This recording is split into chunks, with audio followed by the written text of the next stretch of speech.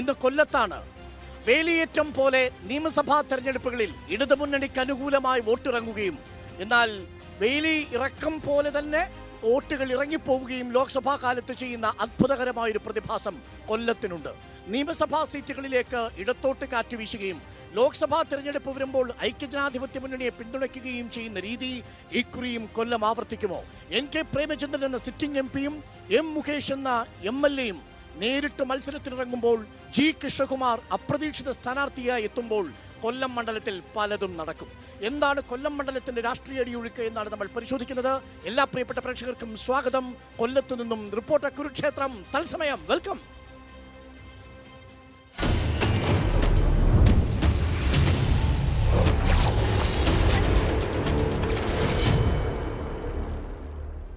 കൊല്ലത്തിന്റെ രാഷ്ട്രീയ മനസ്സ് ആർക്കൊപ്പം എന്നതാണ് ചോദ്യം. ചർച്ചയിൽ പങ്കെടുക്കാൻ സിറ്റിംഗ് MLA തന്നെ നമുക്കൊപ്പം ചേരുന്നു. Naushad. Welcome Naushad. Good evening. Jyothikumar Chamakkala UDF-ന്റെ പ്രതിനിധിയായി നമുക്കൊപ്പമുണ്ട്. കൊല്ലത്ത് തിരഞ്ഞെടുപ്പിന്റെ UDF-ന്റെ ചുക്കാൻ പിടിക്കുന്ന ജ്യോതികുമാർ ചാമക്കാല. വെൽക്കം ജ്യോതികുമാർ ചാമക്കാല. NDA പ്രതിനിധി MS Shyamkumar. Welcome MS Shyamkumar. നേരിട്ടുള്ള ചോദ്യം ആദ്യം ജ്യോതികുമാർ ചാമക്കാലയോട്. ജ്യോതികുമാർ, ഏതൊരു സിറ്റിംഗ് MP-യും ഭരണവിരുദ്ധ വികാരം നേരിടും. സ്വാഭാവികമായി ആ സിറ്റിംഗ് MP എന്ന നിലയിൽ NK പ്രേമചന്ദ്രൻ മണ്ഡലത്തിൽ ഒരു MP വിരുദ്ധ വികാരം നേരിടുന്നുണ്ടോ? അതിത്തവണ പാരയാവൂ. അരുൺകുമാറെ, അങ്ങനെ ഒരു പ്രതീക്ഷയുണ്ടെങ്കിൽ അത് അസ്ഥാനത്താണെന്ന് ആദ്യമേ തന്നെ അങ്ങ് പറഞ്ഞേക്കാം. ഇവിടെ NK പ്രേമചന്ദ്രനെ പോലൊരു MP, ഇന്ത്യ കണ്ട ഏറ്റവും നല്ല പാർലമെന്റേറിയന്മാരിൽ ഒരാൾ, എൻ്റെ ഇടവും വലവും നിൽക്കുന്ന എൻ്റെ വിരുദ്ധ രാഷ്ട്രീയത്തിൻ്റെ പ്രതിനിധികൾ, അവരുടെ നേതാക്കന്മാർ തന്നെ സർട്ടിഫൈ ചെയ്ത് കൊടുത്ത സർട്ടിഫിക്കറ്റ് അദ്ദേഹത്തിന് കൈമുതലായിട്ടുണ്ട്, രേഖാമൂലം. അതിനപ്പുറത്തേക്ക് ഈ പാർലമെൻറ്റ് മണ്ഡലത്തിലെ ജനങ്ങൾ അവർ അദ്ദേഹത്തെ നെഞ്ചിലേറ്റി കഴിഞ്ഞു. താങ്കൾ പറഞ്ഞു കൊല്ലം പാർലമെൻറ്റ് മണ്ഡലത്തിൽ പലതും നടക്കുമെന്ന്. പ്രത്യേകിച്ച് ഒന്നും സംഭവിക്കാൻ പോകുന്നില്ല. ഇവിടെ MA ബേബിക്ക് കഴിയാത്തത്, ഇവിടെ KN ബാലഗോപാലിന് കഴിയാത്തത് മുകേഷിന് കഴിയുമെന്ന് ഞങ്ങൾ വിശ്വസിക്കുന്നില്ല. ഞങ്ങൾ ആരും വിശ്വസിക്കുന്നില്ല. മാത്രമല്ല, അദ്ദേഹം ഈ മണ്ഡലത്തിൽ കൊണ്ടുവന്നുള്ള വികസന പ്രവർത്തനങ്ങൾ, ആ വികസന പ്രവർത്തനങ്ങളുടെ കൂടി അടിസ്ഥാനത്തിലാവും ഈ തെരഞ്ഞെടുപ്പ് നടക്കുന്നത്. ഒന്ന്, അതുകൊണ്ട് തന്നെ അദ്ദേഹത്തിന് ആൻറ്റി ഇൻക്യുംബൻസി ഇല്ല എന്ന് മാത്രമല്ല, ദേശീയ സംസ്ഥാന രാഷ്ട്രീയം വിലയിരുത്തിയാൽ നമുക്ക് പകൽ പോലെ വ്യക്തമാണ്. ദേശീയ രാഷ്ട്രീയം വിലയിരുത്തിയാൽ BJP-ക്കെതിരായ ഒരു ആൻറ്റി ഇൻക്യുംബൻസി ഉണ്ട്. സംസ്ഥാന രാഷ്ട്രീയം വിലയിരുത്തിയാൽ ഞാൻ പ്രത്യേകിച്ച് പറയേണ്ടതല്ലോ, ട്രഷറിയിൽ ഉൾപ്പെടെ പൂച്ച പറ്റി കിടക്കുന്ന സാഹചര്യമാണ്. അപ്പോൾ അതുകൊണ്ട് അതെ, മരപ്പെട്ടിയും. അപ്പോൾ അതുകൊണ്ട് ഇനി ചിഹ്നം തിരക്കാൻ വേറെ പോകുന്നുണ്ട്. ഏത് ചിഹ്നം എന്നുള്ളത് അതെ, മരപ്പെട്ടിയും ഒക്കെ ആയിക്കോട്ടെ. അപ്പോൾ ആ അർത്ഥത്തിൽ ദേശീയ സംസ്ഥാന രാഷ്ട്രീയ സാഹചര്യവും ഞങ്ങൾക്ക് അനുകൂലമാണ്. ഞങ്ങളുടെ MP ആണ് ഞങ്ങളുടെ കൈമുതൽ എന്ന കാര്യത്തിൽ ഒരു തർക്കവുമില്ല. ഞങ്ങൾക്ക് നെഞ്ച് വിരിച്ചുകൊണ്ട്, ഞങ്ങൾക്ക് തല ഉയർത്തി പിടിച്ച് ഓരോ വീട്ടിലും കയറി വോട്ട് ചോദിക്കാനാണ്, ഒരു തർക്കവും വേണ്ട. അപ്പോ ഞങ്ങളുടെ തുറുപ്പ് ചീട്ട് സ്വാഭാവികമായി ഞങ്ങളുടെ MP തന്നെയാണ്. ഞങ്ങളുടെ രാഷ്ട്രീയ സാഹചര്യം എല്ലാ അർത്ഥത്തിലും UDF-ന് അനുകൂലമാണ്, ഇന്ത്യ മുന്നണിക്ക് അനുകൂലമാണ്. നോക്കൂ, ഇന്ന് തെരഞ്ഞെടുപ്പ് പ്രചരണം വിവിധ ഇടങ്ങളിൽ ഉദ്ഘാടനം ചെയ്തുകൊണ്ട് തുടർച്ചയായി മുഖ്യമന്ത്രി സംസാരിച്ചുകൊണ്ടിരിക്കുന്നത് കോൺഗ്രസിന് BJP-യുമായുള്ള ബന്ധത്തെക്കുറിച്ചും BJP-യെ പ്രതിരോധിക്കാൻ കോൺഗ്രസ് എത്ര ദുർബലമാണ് എന്നതുമാണ് വ്യക്തമാക്കുന്നത്. മാത്രവുമല്ല, പ്രധാനപ്പെട്ട ഒരു ചോദ്യം നിങ്ങൾ അഭിമുഖീകരിക്കാൻ പോകുന്നത്, എന്തുറപ്പിലാണ് നിങ്ങൾക്ക് ഈ ജനങ്ങൾ വോട്ട് നൽകേണ്ടത്? ഇന്നിപ്പോൾ നെയ്യാറ്റിൻകരയിൽ നിന്ന് 49 പേര് പോയി, ഇന്നലെ ആറ്റിങ്ങലിൽ നിന്ന് 49 പേര് പോയി. കടലിങ്ങനെ തീരദേശം എടുക്കുന്നത് പോലെ നിങ്ങളുടെ ഈ റിസർവായിരുന്ന ആളുകളെ മുഴുവൻ BJP കൊണ്ടുപോകുകയാണ്. BJP എന്ന മഹാസാഗരത്തിൽ അലിയാനുള്ള തീരങ്ങൾ മാത്രമാണോ കോൺഗ്രസ്? അങ്ങനെ പ്രചരിപ്പിക്കുന്ന കാര്യത്തിൽ താങ്കൾക്കും ഒരു ശുഷ്കാന്തി ഉണ്ട് എന്ന് എനിക്ക് ബോധ്യപ്പെട്ടു. ഞാനൊന്ന് പറഞ്ഞോട്ടെ. ഇവിടെ അങ്ങനെ പറയുന്ന LDF മുഖ്യമന്ത്രി അദ്ദേഹത്തിന്റെ അഖിലേന്ത്യാ സെക്രട്ടറി പറഞ്ഞു അങ്ങനെ പിന്നെ ഇന്ത്യ മുന്നണിയിൽ നിൽക്കേണ്ട എന്ന്. താങ്കൾ മനസ്സിലാക്കേണ്ടത്, പശ്ചിമ ബംഗാളിലെയും ത്രിപുരയിലെയും പാർട്ടി ഓഫീസ് ഉൾപ്പെടെ BJP-ക്ക് കൊടുത്തിട്ട് അവിടെ BJP ഓഫീസ് നിന്ന് ഇപ്പം മാറ്റി എഴുതിയവർ ഇവിടെ ഞങ്ങളെ ഇങ്ങനെ എന്താ പറയുന്നത്, ഞാൻ പറയും മുട്ടനാടിന്റെ പുറകെ നടക്കണ്ട എന്ന് പറയും. ഇവിടെ ഞങ്ങളെ സംബന്ധിച്ച് ഇവിടെ കഴിഞ്ഞ തെരഞ്ഞെടുപ്പിൽ 20-19 സീറ്റും വിജയിച്ചവരാണ്. ഞങ്ങൾക്ക് ശുഭാപ്തി വിശ്വാസമുണ്ട്. ഈ തെരഞ്ഞെടുപ്പിൽ 20 സീറ്റിലും ഞങ്ങൾക്ക് ജയിക്കാൻ കഴിയുമെന്ന കാര്യത്തിൽ ഒരു തർക്കവും വേണ്ട. താങ്കൾ പറഞ്ഞ കാര്യം ഒന്നുകൂടെ പറഞ്ഞ് അവസാനിപ്പിക്കണം. താങ്കൾ പറഞ്ഞു BJP-ക്ക് ബദൽ കോൺഗ്രസ് അല്ല എന്ന്. ഞാൻ ശ്രീ പിണറായി വിജയനെ ഒന്ന് ഓർമ്മിപ്പിക്കാൻ ആഗ്രഹിക്കുന്നു. കഴിഞ്ഞ തെരഞ്ഞെടുപ്പിന്റെ സ്റ്റാറ്റിസ്റ്റിക്സിന്റെ ബേസിൽ ദേശീയ തലത്തിൽ 1.25% മാത്രം വോട്ട്, 1.75% മാത്രം വോട്ടും 3 MP-മാരും ഉണ്ടായിരുന്ന CPM ആണോ കോൺഗ്രസ് BJP-ക്ക് ബദലാകാൻ പോകുന്നത്? 20% വോട്ട് ഷെയർ ഉള്ള കോൺഗ്രസ് ആണോ BJP-ക്ക് ബദലാകാൻ പോകുന്നത്? കോൺഗ്രസ് ഇല്ലാതെ BJP ബദൽ ഈ രാജ്യത്ത് സാധ്യമാണോ എന്ന് മുഖ്യമന്ത്രി ഇരുത്തി ചിന്തിക്കണം എന്ന് മാത്രമേ എനിക്ക് അദ്ദേഹത്തോട് പറയാം. നോക്കൂ എം നൗഷാദ്, രാഷ്ട്രീയമായ വിഷയമാണ് നമ്മൾ ആദ്യമേ ചർച്ചയ്ക്കെടുക്കുന്നത്. ഇന്ന് മുഖ്യമന്ത്രി എല്ലാ ഇടങ്ങളിലും പറഞ്ഞുകൊണ്ട് നടക്കുന്നത് BJP ഒരു ശക്തമായ ഒരു ബദലാകാൻ കഴിയില്ല കോൺഗ്രസിന് എന്നുള്ളതാണ്. ഈ മണ്ഡലത്തിലേക്ക് വന്നാൽ ഈ മണ്ഡലത്തിൽ പ്രേമചന്ദ്രനെ നേരിടാനുള്ള എന്ത് ആയുധമാണ് നിങ്ങളുടെ കയ്യിലുള്ളത്? എം മുകേഷ് എന്ന് പറയുന്ന സിനിമാ നടന്റെ ഒരു പ്രചാരണ പുലിമയല്ലാതെ. കൊല്ലത്തെ സംബന്ധിച്ചിടത്തോളം കൊല്ലത്തെ LDF സ്ഥാനാർത്ഥി സഖാവ് എം മുകേഷ് നിലവിൽ കൊല്ലത്തിന്റെ MLA ആണ്. 26-ാം തീയതി കഴിയുമ്പോൾ അദ്ദേഹം കൊല്ലത്തിന്റെ MP ആയി മാറും എന്ന കാര്യത്തിൽ ഒരു സംശയവും വേണ്ട. രണ്ട്, അത് ജയിക്കണ്ടേ? അതെ, ജയിക്കുമെന്നുള്ള കാര്യത്തിൽ അരുൺ എന്താ സംശയം? അല്ല, 26 പറഞ്ഞു, 4-ാം തീയതി നമ്മളെ റിസൾട്ട് അറിയൂ. അതെ, ഇത് എഴുതി കഴിയുമെന്നാണ് ഞാൻ പറഞ്ഞത്. ഓക്കെ ശരി, വിധി എഴുതും. 26-ാം തീയതി കഴിയുമ്പോൾ ആ തീർപ്പ് കൽപ്പിച്ചു കഴിഞ്ഞിരിക്കും.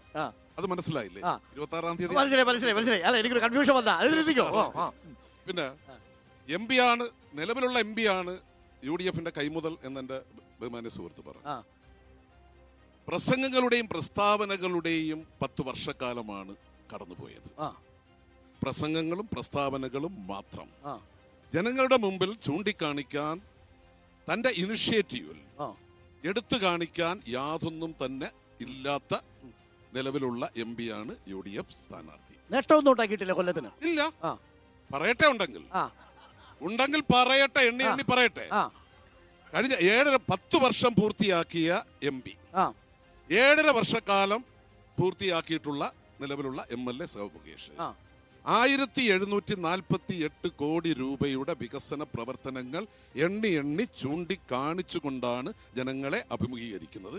ഈ നിൽക്കുന്ന ഈ സ്കൂൾ ഉൾപ്പെടെ 5.5 കോടി രൂപ ചെലവഴിച്ച് പൂർത്തീകരിച്ച ഈ മനോഹരമായ സാധാരണക്കാരന്റെ മക്കൾക്ക് പഠിക്കാൻ സ്കൂൾ ഉണ്ടാക്കി കൊടുത്ത ഈ നാട്ടിലെ റോഡുകളും പാലങ്ങളും എല്ലാം ചെയ്തുകൊണ്ടിരിക്കുന്ന പാലങ്ങൾ കായലിലേക്ക് തള്ളി നിൽക്കുന്നു എന്ന് പറയാറുണ്ട്. പാതി പൂർത്തിയായ കായലിലേക്ക് തള്ളി നിൽക്കുന്ന പാലമുണ്ട്. അരുണേ, പറഞ്ഞോട്ടെ, ചോദിച്ചല്ലോ. പറഞ്ഞോ അരുണേ, ഇനി 2.5 വർഷക്കാലവും കൂടി അദ്ദേഹത്തിന് കാലാവധി ഉണ്ട്. ആ കാലാവധിക്കുള്ളിൽ തീർന്നില്ലെങ്കിൽ നിങ്ങൾ പറയുക, അത് ന്യായം. പക്ഷേ പൂർത്തീകരിച്ച 10 വർഷം പൂർത്തീകരിച്ചയാളിന് ഒന്നും പറയാനില്ല. പൂർത്തീകരിക്കാത്തയാളിന് എന്തുകൊണ്ട് പൂർത്തീകരിച്ചില്ല എന്ന ചോദ്യത്തിന് പ്രസക്തിയുണ്ടോ? ആ കാലാവധി തീരണ്ടേ? ആ കാലാവധി തീർന്നിട്ട് അത് ഉന്നയിക്കുന്നതിൽ അപ്പോൾ അങ്ങ് ആദ്യഘട്ടത്തിൽ പറഞ്ഞു വരുന്നത് NK പ്രേമചന്ദ്രൻ പ്രസംഗങ്ങളുടെയും പ്രസ്താവനകളുടെയും 10 വർഷമാണെങ്കിൽ മുകേഷ് MLA മണ്ഡലത്തിൽ തൊട്ട് കാണിക്കാവുന്ന വികസനത്തിന്റെ പ്രതീകമാണ്. ശരി, നമുക്ക് NDA പ്രതിനിധി കൂടി ചോദിച്ചു വിടാം. സാർ, അങ്ങ് ഈ തെരഞ്ഞെടുപ്പിനെ മത്സരിക്കുമ്പോൾ കൊല്ലം മണ്ഡലത്തിൽ പൊതുവെ 1 ലക്ഷത്തിനും അപ്പുറത്തേക്ക് BJP-യുടെ വോട്ട് ഷെയർ ഉയർന്നതായി ഞാൻ മനസ്സിലാക്കിയിട്ടില്ല. ഇത്തവണ എന്ത് ആത്മവിശ്വാസത്തിലാണ് G. കൃഷ്ണകുമാർ NDA സ്ഥാനാർത്ഥിയെ മത്സരിക്കുന്നത്? ഒരു ഭാഗത്ത് NK പ്രേമചന്ദ്രൻ, മറുഭാഗത്ത് മുകേഷ്. ഇതിനിടയിൽ എവിടെയാണ് നിങ്ങൾക്ക് സ്ഥാനം സാർ? എല്ലാവർക്കും നമസ്കാരം. കഴിഞ്ഞ ലോക്സഭാ തെരഞ്ഞെടുപ്പിനും അതിനു മുമ്പും ഇവിടുത്തെ MP പ്രേമേന്ദ്രനായിരുന്നു. അതെ, 10 വർഷക്കാലമായിട്ട് ഈ രാജ്യം ഭരിക്കുന്നത് നരേന്ദ്രമോദി സർക്കാരാണ്, എല്ലാവർക്കും അറിയാം. ഇന്ന് എൻ്റെ ഇടതുഭാഗത്ത് നിൽക്കുന്ന 2 പാർട്ടികളും അവരുടെ നേതാക്കന്മാരുടെയും സ്റ്റാൻഡ് ഏതാണ് ഇന്ത്യൻ രാഷ്ട്രീയത്തിൽ? മോദിക്കെതിരാണ്, BJP-ക്കെതിരാണ്. മറിച്ച് ഈ രാജ്യത്തിൻ്റെ വികസനമെന്നോ ഈ രാജ്യത്തെ സാമ്പത്തിക ശക്തിയായി 3-ാം സാമ്പത്തിക ശക്തിയായിട്ട് ഉയർത്തണമെന്നോ 2047 വികസിത ഭാരതം സൃഷ്ടിക്കുമെന്നോ യാതൊരു ചിന്താഗതിയില്ല ഭാവിയെക്കുറിച്ച്. ഇന്ന് ഇവരുടെ ഏക ചിന്ത നിലനിൽപ്പിന്റെ പോരാട്ടമാണ്. ഇന്ത്യയുടെ നിലനിൽപ്പിന്റെ പോരാട്ടം അല്ലല്ല, ഇവരുടെ നിലനിൽപ്പിന്റെ പോരാട്ടം.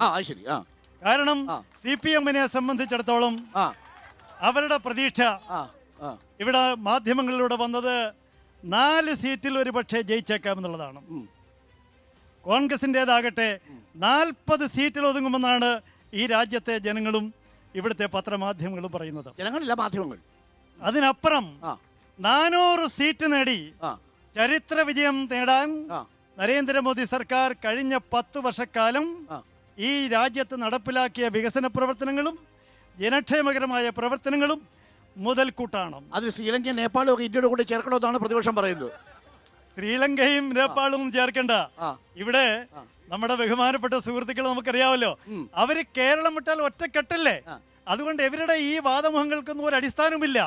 പ്രേമേന്ദ്രനല്ല, ഏത് ദേവേന്ദ്രൻ വന്നാലും നരേന്ദ്രമോദിയുടെ ഈ പറയുന്ന കരിസ്മയ്ക്കുള്ളിൽ നരേന്ദ്രമോദി സർക്കാർ ഈ കൊല്ലം പാർലമെന്റ് മണ്ഡലത്തിൽ നടപ്പിലാക്കിയിട്ടുള്ള, അവിടെ മാത്രമല്ല ഈ നാട് മുഴുവൻ നടപ്പിലാക്കിയിട്ടുള്ള വികസന പ്രവർത്തനങ്ങൾക്ക് മുമ്പിൽ ഈ രാജ്യത്തെ ജനങ്ങൾ വോട്ട് ചെയ്യും. അതായത് ഇവിടെ മത്സരിക്കുന്നത് കൃഷ്ണകുമാർ അല്ല, നരേന്ദ്രമോദി തന്നെയാണ് എന്നാണ് പറയുന്നത്. രാജ്യം മുഴുവൻ മത്സരിക്കുന്നത് നരേന്ദ്രമോദിയുടെ പേരിലാണ്. യാതൊരു തർക്കവും അതിനകത്ത് ഞങ്ങൾക്കില്ല. മുന്നോട്ട് വയ്ക്കാനുള്ള ഒറ്റ ഗ്യാരണ്ടിയുള്ളൂ, അത് മോദിയുടെ ഗ്യാരണ്ടിയാണ്. മോദിയുടെ ഗ്യാരണ്ടി പറയുന്നു, കൊല്ലം ഉൾപ്പെടെ കേരളം ഉൾപ്പെടെ നമുക്ക് വലിയ വികസനത്തിലേക്ക് ഈ സംസ്ഥാനത്തെ കൊണ്ടെത്തിക്കാൻ ഈ സംസ്ഥാനത്ത് നിന്നും എംപിമാര് വേണം. അത് ശരി, ഓക്കെ. കാരണം UPA സർക്കാർ 10 വർഷത്തെ ഭരണത്തിന് കീഴിൽ എങ്ങനെ ഈ രാജ്യത്തിന്റെ നിങ്ങളുടെ നേതാവ് ഇവിടെ സംസാരിക്കുക, അദ്ദേഹത്തോട് ബഹുമാനം കാണിക്കുക. രാജ്യത്തിന്റെ ഭരണ കേന്ദ്രത്തിൽ നിന്ന് എങ്ങനെ പുറത്തുപോയി നമുക്കറിയാം. 7ഉം 8ഉം മന്ത്രിമാര്, കോൺഗ്രസിന്റെ മന്ത്രിമാർ കേന്ദ്രം ഭരിച്ചിട്ടും ഒരു ചലനവും ഉണ്ടാക്കാതെ, ഒരു വികസന പ്രവർത്തനങ്ങളും ഉണ്ടാക്കാതെ അഴിമതിയിൽ മുങ്ങിക്കുളിച്ചുകൊണ്ട് കോൺഗ്രസ് അസ്തമിക്കുന്ന കാഴ്ച. ഒരു ചോദ്യം സ്വാഭാവികമായി വരുന്നത്, കോൺഗ്രസും ഇടതുമുന്നണിയും മാറി മാറി ഭരിച്ച കേരളമല്ലേ പല ഇൻഡെക്സുകളിലും 1-ാം സ്ഥാനത്ത്? അത് ജനാധിപത്യമാണെങ്കിലും വിദ്യാഭ്യാസമാണെങ്കിലും ആരോഗ്യമാണെങ്കിലും എന്തിനേറെ ലിംഗസമത്വമാണെങ്കിലും എല്ലാം 1-ാം സ്ഥാനത്ത്. നമുക്ക് ഇങ്ങനെയൊക്കെ പറയാം. അരുണിനോട് ഒരു കാര്യം, ആരോഗ്യരംഗത്ത് 1-ാം സ്ഥാനത്താണ് കേരളം എന്ന് ഇൻഡെക്സിൽ പറയുന്നു. അതെ, നീതി ആയോഗ് ആണെങ്കിൽ ഒരു ചൊറി വന്നാല്, പനി വന്നാല് പിണറായി എന്തിന് അമേരിക്ക പോകണം? ചൊറി വന്ന എപ്പോ പോയി? എന്തിനു പോകണം? ചൊറി വന്നിട്ട് ആരെങ്കിലും അമേരിക്ക? അച്യുതാനന്ദനൊക്കെ പറഞ്ഞു എന്റെ ചങ്കിന് വേദനയാ, നിങ്ങൾ എന്താ ലണ്ടനിൽ പോന്നേ? സഹോദര, എനിക്ക് ഉയരുപേടിയുണ്ട്. അദ്ദേഹം ഉപയോഗിച്ച വാക്കിയതാണ്, എനിക്ക് ഉയരുപേടിയുണ്ടെന്നാണ് പറഞ്ഞത്. ഈ ഉയരുപേടി കൊണ്ട് ഈ കേരളം വിട്ടോടുന്ന ഈ പിണറായിയുടെ നാട്ടിൽ ആരോഗ്യരംഗം 1-ാം സ്ഥാനത്ത് പറയുന്നുവെങ്കിൽ അത് ശുദ്ധ അസംബന്ധമാണ്. പക്ഷെ നിങ്ങളുടെ കണക്കാണ്, നീതി ആയോഗിന്റെ കണക്കാണ്. ഏത് കണക്ക് പറഞ്ഞാലും നിങ്ങളുടെ സർക്കാരിന്റെ കണക്കാണ്. ഒരാരോഗ്യ കേന്ദ്രങ്ങളിലും മരുന്നുകളില്ല. അത് പ്രധാനപ്പെട്ട കാര്യം. അതിന് നൗഷാദ് മറുപടി പറയണം. മരുന്നില്ല. ഞാൻ അതിലേക്ക് വരാം. നൗഷാദ് മറുപടി പറയണം. പക്ഷെ അതിന് മുമ്പ് ജ്യോതികുമാർ ചാമക്കാലം, നമ്മൾ ആ ചർച്ച 2-ാമത്തെ ഘട്ടത്തിലേക്ക് കടക്കുമ്പോൾ മണ്ഡലവും കൂടി ഫോക്കസ് ചെയ്തുകൊണ്ടാണ്. നേരത്തെ നൗഷാദ് വെല്ലുവിളിച്ചിരിക്കുന്നു, തൊട്ട് കാണിക്കാവുന്ന വികസന പദ്ധതികളുണ്ട് മുകേഷിന്, നിങ്ങൾക്കുണ്ടോ പറയാൻ ചില അരിഞ്ഞുപോയ പ്രസ്താവനകളല്ലാതെ എന്ന്? അരുൺകുമാറേ, എനിക്കിതിന് കൂടുതലായിട്ടൊന്നും പറയാനില്ല. ഇവർ രണ്ടുപേരും പറഞ്ഞതിന് മറുപടി പറയാൻ അവസരം തന്നാൽ മതി. ഇവിടെ ശ്രീ നൗഷാദ് പറഞ്ഞത് കൊല്ലത്തിന്റെ MPയെ സംബന്ധിച്ച് പ്രസംഗവും പ്രസ്താവനയും മാത്രമേ ഉള്ളെന്നാണ്. ഒരു MPയെ പാർലമെന്റിലേക്ക് തിരഞ്ഞെടുക്കുന്നത് മുണ്ട് മടക്കി കുത്തി നിയമസഭയിൽ സ്പീക്കറുടെ ചേംബർ അടിച്ചു തീർക്കുന്ന പോലെ അവിടെ സ്പീക്കറുടെ ഡയസ് അടിച്ചു തീർക്കാനല്ല. അവിടെ ഈ രാജ്യത്തിന്റെ ഭരണഘടനയനുസരിച്ച് ഏതൊക്കെ റൂളും ചട്ടവും അനുസരിച്ച് പ്രവർത്തിക്കണോ അതനുസരിച്ച് പ്രവർത്തിക്കാനും പിന്നെ പ്രധാനമന്ത്രിയുടെ ഉച്ചഭക്ഷണം കഴിക്കാനും. അല്ലെ, അതിലേക്ക് വരാം. പ്രധാനമന്ത്രിയുടെ ഉച്ചഭക്ഷണം മാത്രമല്ല, നിതിൻ ഗഡ്കരിയെ വീട്ടിൽ വിളിച്ച് ഭക്ഷണം കൊടുക്കുന്ന മുഖ്യമന്ത്രിമാർ നമുക്കുണ്ട്. ഓക്കെ, അപ്പൊ ഞാൻ പറയാം. അപ്പൊ ഞാൻ അതിലേക്ക് വരാം. ഇവിടെ പ്രസംഗവും പ്രസ്താവനയും മാത്രമല്ല, ഇവിടെ ചോദ്യങ്ങൾ ചോദിച്ചത് ശ്രീ പ്രേമേന്ദ്രൻ കഴിഞ്ഞ 5 വർഷത്തിനിടയിൽ 743 തവണയാണ്. അദ്ദേഹം ചർച്ചയിൽ പങ്കെടുത്തത് 567 തവണയാണ്. അദ്ദേഹം സ്വകാര്യ ബില്ലുകൾ അവതരിപ്പിച്ചത് 25 തവണയാണ്. ഏറ്റവും കൂടുതൽ 25 തവണയാണ്. താങ്കൾ സമ്മതിച്ചല്ലോ. ഈ ഓർഡിനൻസുകൾ എതിർത്തത് 76 തവണയാണ്. അദ്ദേഹം ബില്ല് അവതരണത്തെ എതിർത്തത് 32 തവണയാണ്. അദ്ദേഹം ഭേദഗതി നിർദ്ദേശിച്ചത് 2679 തവണയാണ്. അങ്ങനെ 4122 തവണ അദ്ദേഹം പാർലമെന്റിൽ ഇടപെട്ടിട്ടുണ്ട്. അതേ MP എന്ന നിലയിൽ അദ്ദേഹത്തിന്റെ വീഴ്ചയായിട്ട് നൗഷാദിന് തോന്നുന്നെങ്കിൽ എനിക്ക് മറ്റൊന്നും പറയാനില്ല. ഒന്ന് തിരിച്ച് ഞാൻ ചോദിക്കുന്നു, ശ്രീ മുകേഷ് കഴിഞ്ഞ 7.5 വർഷം 8 വർഷം പാർലമെന്റിൽ ഇതുപോലെ ഒരു സ്റ്റാറ്റിക്സ് ഞങ്ങളുടെ മുമ്പിൽ പ്രസിദ്ധീകരിക്കാമോ? നിയമസഭയിൽ അദ്ദേഹം നടത്തിയിട്ടുള്ള ഇടപെടലിനെ സംബന്ധിച്ച് ഇതേപോലെ സ്റ്റാറ്റിക്സ് ഞാൻ അദ്ദേഹത്തിന്റെ ഞാൻ പറയട്ടെ, ഞാൻ സ്റ്റാറ്റിക്സ് വെച്ച് സംസാരിക്കുന്നത്. ഇത്തരത്തിലൊരു സ്റ്റാറ്റിക്സ് പ്രഖ്യാപിക്കാൻ മുകേഷിനെ ഞാൻ വെല്ലുവിളിക്കുന്നില്ല. കാരണം അദ്ദേഹം താങ്കളോട് സംസാരിച്ച് കഴിഞ്ഞാൽ ആംഗ്യം കാണിക്കേണ്ടി വരുന്നൊക്കെ പറഞ്ഞു. പക്ഷെ ഞാൻ ശ്രീ നൗഷാദിനോട് ആവശ്യപ്പെടുന്നു. ഞാൻ നൗഷാദ് മറ്റൊന്നുകൂടെ ചേർത്ത് പറയാം. അദ്ദേഹം നടത്തിയ വികസന പ്രവർത്തനങ്ങളെ കുറിച്ച് പറഞ്ഞു. ഇവിടെ 1748 കോടി രൂപയുടെ വികസനങ്ങൾ MLA കൊണ്ടുവന്നു എന്ന് പറഞ്ഞു. എന്ത് വികസനമാണ് MP നടത്തിയതെന്ന് ചോദിച്ചു. ഈ ചോദ്യങ്ങൾ ഇങ്ങനെ ആവർത്തിക്കണം, അപ്പോഴേ ഞങ്ങൾക്ക് മറുപടി പറയാനാവൂ. ഞാൻ അരുണിനെ കൂടി വെല്ലുവിളിക്കുന്നു, അരുണിനെ കൂടി ക്ഷണിക്കുന്നു. അരുണിന് കഴിഞ്ഞില്ലെങ്കിൽ നമുക്ക് 5-ാം തീയതി രാവിലെ ശ്രീ നൗഷാദിന്റെ വീട്ടിലേക്ക് പോകാം. ശ്രീ NK പ്രേമേന്ദ്രൻ ഈ മണ്ഡലത്തിൽ നടത്തിയുള്ള വികസന പ്രവർത്തനങ്ങളെ സംബന്ധിച്ച് രേഖാമൂലം ഞാൻ അദ്ദേഹത്തിന് 11,148 കോടി രൂപയുടെ വികസന പ്രവർത്തനങ്ങളുടെ രേഖാമൂലമുള്ള സംഭവം ഡോക്യുമെന്റ് ഞാൻ അദ്ദേഹത്തിന് കൊടുക്കാം. 11,000 കോടിയുടെ വികസന പദ്ധതിയാണ് കൊണ്ടുവന്നത് MP. നോക്കൂ, നിങ്ങളുടെ 1,748 കോടിയല്ല, 11,000 കോടി എന്നാണ് ജ്യോതികുമാർ പറയുന്നത്. ഞാൻ താങ്കളെ അതിന് സാക്ഷിയാകാൻ ക്ഷണിക്കുന്നു. അദ്ദേഹം ഇവിടെ ചോദിച്ചപ്പോ ഞാൻ താങ്കളെ അതിന് സാക്ഷിയാകാൻ വിളിക്കുന്നു. മറുപടി കൂടെ കണ്ടിട്ട് ഇനി ഇതേ വിഷയവുമായി ബന്ധപ്പെട്ട് ഇതേ വിഷയവുമായി ബന്ധപ്പെട്ട് ചോദ്യം, ശ്രീ പ്രേമേന്ദ്രൻ തന്നെ ഈ നിയോജക മണ്ഡലത്തിൽ MP എന്ന നിലയിൽ അദ്ദേഹം നടത്തിയിട്ടുള്ള ഡെവലപ്മെന്റൽ ആക്ടിവിറ്റീസും അദ്ദേഹത്തിന്റെ ഇടപെടലിൽ സംബന്ധിച്ചും ശ്രീ മുകേഷ് നടത്തിയിട്ടുള്ള അദ്ദേഹത്തിന്റെ ഇടപെടൽ സംബന്ധിച്ചും ഒരു പരസ്യ സംവാദത്തിന് ശ്രീ വിളിച്ചു. അദ്ദേഹം ഒരു ഘട്ടത്തിലും തയ്യാറായിട്ടില്ല. ഇനി BJP പറഞ്ഞുകൂടി ഞാൻ പറഞ്ഞ് അവസാനിപ്പിക്കാം. പിന്നെ താങ്കൾ ചോദിച്ചു ഓലയിൽ കടവ് പാലം അത് എങ്ങോട്ട് പോകുന്നു ഇപ്പോഴും നമുക്കറിയത്തില്ല. അന്തരീക്ഷത്തിരിക്കുകയാണ്. 2.5 വർഷം കഴിയട്ടെ. 8 വർഷം കൊണ്ട് കഴിയാത്ത ഇനി 2 വർഷം കൊണ്ട് കഴിയും. BJP പറഞ്ഞുള്ള മറുപടി വേണമല്ലോ. അദ്ദേഹം പറഞ്ഞത് 40 അതുകൊണ്ട് പെരുമൺകാട് 40 സീറ്റിൽ കോൺഗ്രസ് ജയിക്കും, 400 സീറ്റ് ജയിക്കുമെന്നാണ്. ഇന്ത്യ തിളങ്ങുന്നു 2004 പറഞ്ഞിരുന്നു. അന്നത്തെ റിസൾട്ട് എന്തായാലും നമ്മൾ കണ്ടതാണ്. അത് മാത്രമേ ഞങ്ങൾക്ക് ജനങ്ങളിൽ വിശ്വാസമുണ്ട്. മറ്റൊന്നുകൂടി, പ്രേമേന്ദ്രനല്ല ഏത് ദേവേന്ദ്രൻ വന്നാലും BJP ജയിക്കുന്നതാണ്.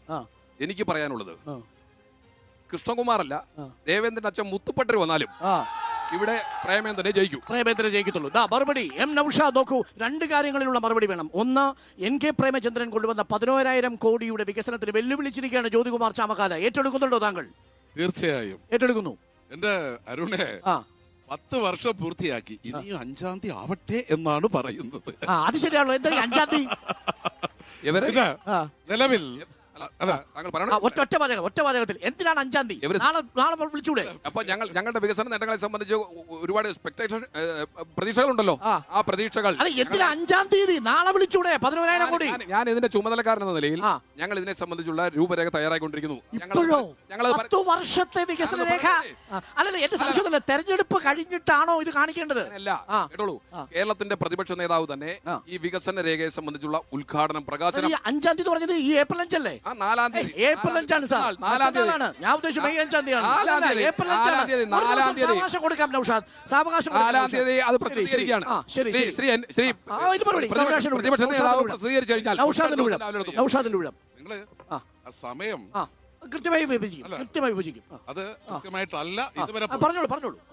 എനിക്ക് ശ്രീ പ്രേമചന്ദ്രൻ അദ്ദേഹം പ്രസ്താവിച്ചത് എന്തായി എന്നൊന്ന് പറയണം. അതില് അദ്ദേഹം വികസന പ്രവർത്തനങ്ങളുമായി ബന്ധപ്പെട്ട് ഒരുപാട് പ്രസ്താവനകൾ നടത്തിയിട്ടുണ്ട്. നമ്മളത് കേട്ടിട്ടുണ്ട്.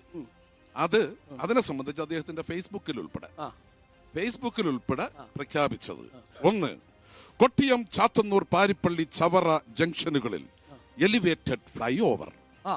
മങ്ങാട് ജംഗ്ഷനിൽ 2-ാം അടിപ്പാത. എവിടെ സാർ? അങ്ങനെ പറഞ്ഞിട്ടുണ്ടോ? ഇത് അദ്ദേഹത്തിന്റെ ഫേസ്ബുക്ക് പോസ്റ്റാണ്. അത് നിർദ്ദേശമായിരിക്കും. അദ്ദേഹത്തിന്റെ ഫേസ്ബുക്ക് പോസ്റ്റാണ്. 2-ാം അടിപ്പാത വരുന്നു. 2, കൊല്ലം മിനിക്കോയി കപ്പൽ സ്വപ്നം വീണ്ടും സ്വപ്നമാണ്. അതെ, വീണ്ടും നടത്തുമെന്നാണ്. ഇതുവരെ പോർട്ടിന് ഈ മികച്ച പാർലമെന്റേറിയൻ പ്രധാനമന്ത്രിയുമായിട്ട് ചാപ്പാട്. പക്ഷെ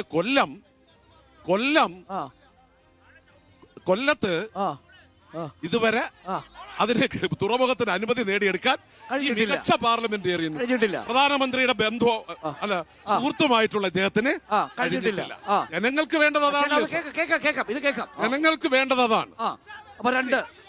ആശ്രാമം ESI സ്പെഷ്യാലിറ്റി ആശുപത്രിയുടെ സമഗ്ര വികസനത്തിന് 88.21 കോടിയുടെ പദ്ധതി എവിടെ? ഇനി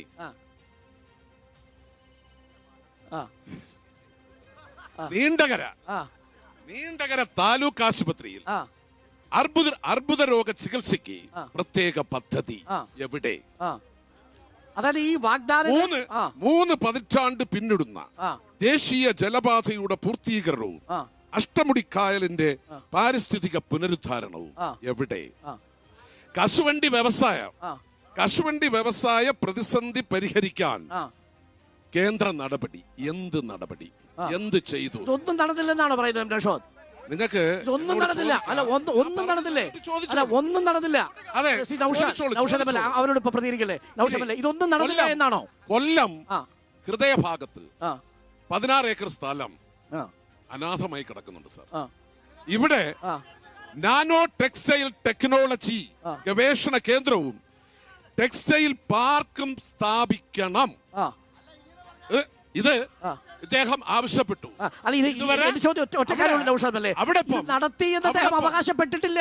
അല്ല, ഞാൻ നടത്താൻ പോകുന്നു. പറഞ്ഞല്ലോ സാർ, ഞാൻ ആദ്യമേ പറഞ്ഞല്ലോ നടത്തിയെന്ന് അവകാശപ്പെട്ടിട്ടില്ല. പ്രസംഗങ്ങളും പ്രസ്താവനകളും മാത്രമാണ്. NK പ്രേമചന്ദ്രന്റെ സ്വപ്നങ്ങൾ മാത്രമാണിത് എന്നാണ്. അത്രേ ഉള്ളൂ. അതായത് യാഥാർത്ഥ്യമല്ല. ദേശീയപാത വികസനം ഞാൻ പറഞ്ഞ സാധാരണഗതിയിൽ ഞാൻ ഒരു ജനപ്രതിനിധിയാണ്. അതെ, സാധാരണഗതിയിൽ പുതിയൊരു പ്രോജക്റ്റ് വരുമ്പോ അതിന്റെ അലൈൻമെന്റ് ആദ്യം കാണുക ജനപ്രതിനിധികളാണ്. ആ അലൈൻമെന്റ് നോക്കിയിട്ടാണ് ഇവിടെ ഇപ്പൊ ദേശീയപാത നമ്മുടെ നാഷണൽ ഹൈവേ. ആ നാഷണൽ ഹൈവേയിൽ എവിടാണ് അടിപ്പാത വേണ്ടത്, എവിടാണ് സർവീസ് റോഡ് വേണ്ടത്, എവിടാണ് എലിവേറ്റഡ് വേണ്ടത് തുടങ്ങിയിട്ടുള്ള കാര്യങ്ങൾ മനസ്സിലാക്കി ഉദ്യോഗസ്ഥ തലത്തിൽ നിർദ്ദേശം കൊടുത്ത് അത് അലൈൻമെന്റ് ഫൈനലൈസ് ചെയ്തിട്ടാണല്ലോ സാർ DPR തയ്യാറാക്കേണ്ടത്.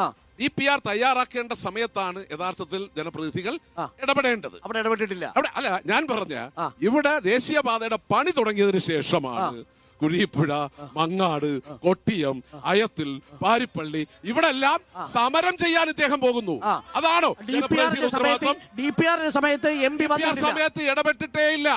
ഇടപെടേണ്ട സമയത്ത് ഇടപെടാതെ തിരിച്ച് അല്ല, ഇദ്ദേഹം നാട്ടിൽ നടത്തിയിട്ടുള്ള വികസന പ്രവർത്തനത്തെ സംബന്ധിച്ച് ശ്യാംകുമാർ പറഞ്ഞു. ഇന്ത്യയിൽ ഇന്ന് ദാരിദ്ര്യ രേഖയിൽ ഇന്ത്യ എത്രാം സ്ഥാനത്താണ് ശ്യാം സാറേ? ഇതാണോ മോദിയുടെ 111ാം സ്ഥാനത്തേക്ക് ഇന്ത്യയെ എത്തിച്ചതാണോ മോദിയുടെ ഗ്യാരണ്ടി? അതുപോലെ മണിപ്പൂരിൽ സ്ത്രീകളെ നഗ്നരാക്കി നടത്തും, അതാണോ മോദിയുടെ ഗ്യാരണ്ടി? 50 രൂപയ്ക്ക് പെട്രോൾ കൊടുക്കും, എവിടെ? ഗ്യാസ് കൊടുക്കും, എവിടെ? ഇതൊന്നും തന്നെ നടത്താതെ തള്ളിന് യാതൊരു വോട്ടർമാരിലേക്ക് പോകുന്നു. തിരിച്ചൊരു ചോദ്യം കൂടിയുണ്ട്. ശരി, പെട്രോളിന്റെയും ഡീസലിന്റെയും വില വർദ്ധിപ്പിച്ചത് കേന്ദ്രമാണെന്നിരിക്കെ ആ സെസിന്റെ പേരിൽ പെൻഷൻ കൊടുക്കാമെന്നുള്ള വാഗ്ദാനം കൊടുത്തത് ഇടതുമുന്നണി സർക്കാർ ആയിരുന്നല്ലോ. 6 മാസത്തെ പെൻഷൻ കിട്ടാതിരിക്കുന്ന വോട്ടർമാരോട് മുകേഷും ഇടതുപക്ഷവും എന്ത് ആത്മവിശ്വാസത്തിൽ വോട്ട് ചോദിക്കും? പെൻഷന്റെ കാര്യം 6 മാസത്തെ പെൻഷൻ ഇപ്പൊ കുടിശ്ശികയില്ല. ഇപ്പൊ കുടിശ്ശികയുണ്ട്, 6 മാസത്തെ കുടിശ്ശികയുണ്ട്. 6 മാസം 7 ഒന്ന് പോയി 6. ശരി, ഞാൻ സമ്മതിക്കും. ഏപ്രിലാണ് സാർ, ഞാൻ സമ്മതിച്ചു. പക്ഷെ ഒരു കാര്യം, അത് വരുമ്പോൾ ഇവിടെ ആ സംസ്ഥാന ഗവൺമെന്റ് പെൻഷൻ കൊടുക്കണമെങ്കിൽ പണം വേണമല്ലോ സാർ. പണം വേണമല്ലോ. വേണം. കേന്ദ്ര ഗവൺമെന്റ് കൊടുക്കുന്ന കേന്ദ്രത്തിന്റെ പണം ഉപയോഗിച്ചാണോ സാർ? അല്ല, ഞാൻ പറഞ്ഞ അതുമല്ല, ഇതിന്റെ വിഹിതത്തിൽ വരുന്നതല്ലേ സാർ? അത് 400 രൂപയല്ലേ ഉള്ളൂ സാർ. ബാക്കിയുള്ള സംസ്ഥാനം കണ്ടെത്തത്തില്ല. പിന്നെ എന്തിനാണ് ഈ പാവപ്പെട്ട ജനങ്ങൾക്ക് പറഞ്ഞു തീർക്കട്ടെ. ഞാൻ പറഞ്ഞ സംസ്ഥാന ഗവൺമെന്റിന് MP മികച്ച പാർലമെന്ററിയാണെന്ന് പറഞ്ഞല്ലോ. സംസ്ഥാന ഗവൺമെന്റിന് ലഭിക്കേണ്ട തുക തരാതിരുന്നപ്പോ അതിനെതിരായി സമരം ചെയ്തപ്പോഴും അത് നമുക്ക് ഇവർ കേന്ദ്ര ഗവൺമെന്റ് പറയുന്നത് ശരിയാണെന്ന് ന്യായം പറഞ്ഞ MP നമുക്ക് അത് 2ാം ഘട്ടത്തിൽ ചർച്ച ചെയ്യണം. സാമ്പത്തിക പ്രശ്നം. പക്ഷേ എന്റെ നേരിട്ടുള്ള ചോദ്യം ഇതായിരുന്നു. സംസ്ഥാന സർക്കാർ പെൻഷൻ കൊടുക്കുന്നത് കേന്ദ്രത്തിന്റെ ഫണ്ട് ഉപയോഗിച്ചല്ല. അതിൽ 400 രൂപ മാത്രമേ കേന്ദ്രവിഹിതമുള്ളൂ. പോലും സാർ നോക്കൂ, അത് കിട്ടിയില്ലെങ്കിൽ പോലും 1200 രൂപ കൊടുക്കാം. പക്ഷെ അത് എന്തുകൊണ്ട് കൊടുത്തില്ല? അതിന്റെ പൈസ വാങ്ങിക്കുമ്പോഴേ ഈ പൈസ പെൻഷൻ, ഈ പൈസ ശമ്പളം അങ്ങനെ ഉണ്ടോ? പിന്നെ സാർ കടം വാങ്ങിയാണോ ഇങ്ങനെ പെൻഷൻ കൊടുത്തോണ്ടിരിക്കുക? ജനങ്ങളുടെ കൈകളിലേക്കാണ് പൈസ എത്തിക്കുന്നത്. കടം വാങ്ങി ഇപ്പോ 15-ാം തീയതിക്ക് മുമ്പ് തന്നെ 2 മാസത്തെ പെൻഷനും കൊടുത്തിരിക്കും. സംശയമില്ല. എന്താണ് ഇവിടെ ഒരൊറ്റ പ്രതികരണം? പെട്ടെന്ന് പറയണേ. എനിക്ക് ബ്രേക്ക് പോകണം. മുമ്പ് പറഞ്ഞോ, ബൈക്കൊക്കെ ഓണാണ്, തട്ടല്ലേ സാർ? പറഞ്ഞോ. ചേട്ടാ, ആരെങ്കിലും ഒരാള് ഇന്ത്യൻ എക്സ്പ്രസിന്റെ ഒരു ആർട്ടിക്കിളിൽ പറഞ്ഞിരിക്കുന്നത് ഇവിടെ കാഷ്യൂ ഫാക്ടറി 850 കാഷ്യൂ ഫാക്ടറി ഉണ്ടായിരുന്നു. പക്ഷേ ഇപ്പം 95 കാഷ്യൂ ഫാക്ടറി ഉള്ളൂ. ഇതിന്റെ കാരണം എന്ന് പറഞ്ഞാൽ CPMന്റെ അനുബന്ധ സംഘടനകളും CIT അടങ്ങുന്ന സംഘടനകൾ ഇവിടെ സമരം നടത്തി ഇങ്ങനെ ഇതെല്ലാം പൂട്ടിച്ചാണ്. ഇതിനുള്ള എന്താ ഇത്തരം പറയാനുള്ളത്? ചോദിക്കുന്നത് ഇവിടെ ആരാ പ്രതികരിക്കുന്നത്? ഫാക്ടറി പൂട്ടാനേ അദ്ദേഹത്തിന് ഇപ്പോഴത്തെ ഈ സാഹചര്യത്തെക്കുറിച്ച് അറിയാത്തതുകൊണ്ടാണ്. കാരണം കാഷ്യൂ ഫാക്ടറിയെ കാശി ഫാക്ടറി പല രീതിയിൽ ഇന്ന് പുരോഗമിച്ച് മാറിയിട്ടുണ്ട്. ഇന്ന് മെഷീനറിയിലാണ് കൂടുതലും ചെയ്യുന്നത്. അത് മനസ്സിലാക്കണം. പത്രം വായിക്കാൻ പറയണം. ആരൊക്കെയാണ് മണ്ഡലത്തിൽ സാധ്യത? മണ്ഡലത്തിൽ സാധ്യത മുകേഷ് 1,00,000-ലധികം വോട്ടിന് ജയിക്കുമെന്ന് ഉറപ്പിച്ച് പറയുന്നു. 1,00,000 വോട്ടിന് മുകേഷ് MLA ജയിക്കും. എന്തുകൊണ്ട്? മുകേഷിന്റെ വികസന പ്രവർത്തനങ്ങളും അതോടൊപ്പം ഞാനൊരു പ്രവാസിയാണ്. പ്രവാസി സമൂഹത്തിന് വേണ്ടി ഈ പാർലമെന്റിൽ ഒരു ശബ്ദം ഉന്നയിക്കാൻ ഒരു MP ഇല്ലായിരുന്നു. കോൺഗ്രസിന് ഒറ്റ കാര്യം, കേരളം കണ്ട ഏറ്റവും മോശം നിയമസമാജികൻ കഴിഞ്ഞ 7.5 വർഷക്കാലത്തിനിടയിൽ കേരളം കണ്ട ഏറ്റവും മോശം നിയമസമാജികനായ മുകേഷിനെ കൊല്ലത്തിന്റെ വികസന നായകനായി കാട്ടേണ്ടി വന്നു. പേപ്പറിലൂടെ 1748 കോടി രൂപ വികസനം. പോലീസ് സ്റ്റേഷനിൽ കൊല്ലത്തെ ജനതയ്ക്ക് പോലീസ് സ്റ്റേഷനിൽ കേസ് കൊടുക്കേണ്ടി വന്നു ഈ MLA കാണാനില്ല എന്ന് പറഞ്ഞുകൊണ്ട്. അത് CPM-ന്റെ പശ്ചിമ ബംഗാളിലെ പോലെ ത്രിപുരയിലെ പോലെ ഈ CPM-ന്റെ അധപ്പതനം കൊല്ലത്ത് എത്തപ്പെട്ടു എന്നുള്ളതിന്റെ ഏറ്റവും വലിയ തെളിവല്ലേ നൗഷാദ് MLA? അണ്ടാലം മൂടുന്നുണ്ടും പറഞ്ഞാട്ടെ, എന്താ പറയാനുണ്ടല്ലോ? ഹലോ, എനിക്ക് ചോദിക്കാനുള്ളത് കോൺഗ്രസ്സുകാരടുത്തല്ല, ഇവിടെ നിന്ന് കൈയടിക്കുന്ന യൂത്ത് കോൺഗ്രസ്സുകാരോട് എനിക്ക് ചോദിക്കാനുള്ളത്. പ്രേമേന്ദ്രൻ 2 ആഴ്ച മുന്നേ കൊല്ലത്ത് വന്ന് നിന്നിട്ട് കുണ്ട്രയിൽ മേൽപ്പാല ഉദ്ഘാടനത്തിന് വന്നിട്ട് പറഞ്ഞു നരേന്ദ്രമോദിയാണ് നരേന്ദ്രമോദി എന്താ വികസനം നേരിട്ട് ഓപ്പറേറ്റ് ചെയ്യുന്ന ആളാണ്. നരേന്ദ്രമോദി ഇംപ്ലിമെന്റ് ചെയ്യുന്ന വികസനങ്ങളൊക്കെ ഭയങ്കര ഇതായിട്ട് മോദിയെ പുകഴ്ത്തി സംസാരിച്ചു. ചോറ് കഴിക്കുന്നവരൊക്കെ എല്ലാവർക്കും അറിയാം നരേന്ദ്രമോദിയെ പൊക്കിയത് പറഞ്ഞത്. ഓക്കെ, അദ്ദേഹം ചോറ് കഴിക്കാൻ പോയതിന്റെ വ്യക്തിപരമായിട്ടുള്ള അദ്ദേഹത്തിന്റെ അഭിപ്രായമായിരിക്കും അദ്ദേഹം പറഞ്ഞത്. നരേന്ദ്രമോദി നല്ല പ്രധാനമന്ത്രി അല്ലേ? തീർച്ചയായിട്ടും അല്ല, ഒരിക്കലും അല്ല.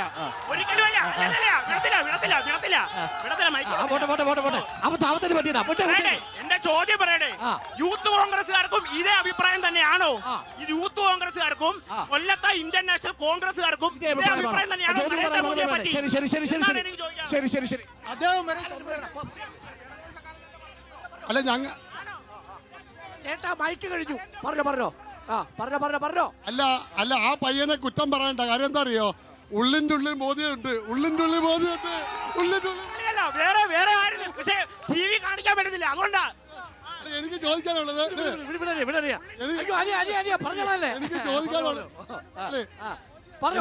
എനിക്ക് ചോദിക്കാനുള്ളത് നൗഷാദ് MLA അടുത്താണ്. ഡിസ്ട്രിക്ട് ഹോസ്പിറ്റലിൽ ഒരു മരുന്നുകളും ഇല്ല.